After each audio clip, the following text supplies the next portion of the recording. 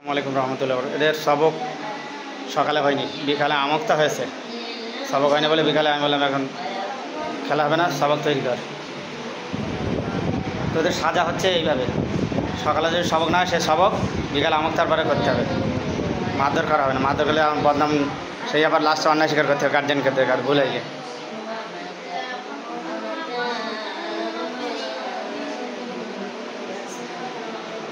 এই মাদলি আলা হুজুর চলবে না, মাদলি ফেঁকো।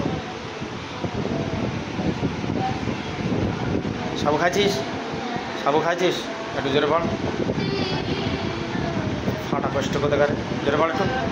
মদ্দা লোক, মেয়ে লোক আছে নাকি?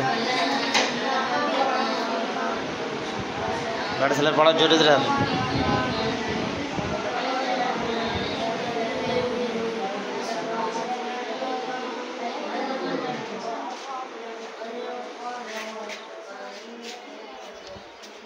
আর বিলা যাও খেলো,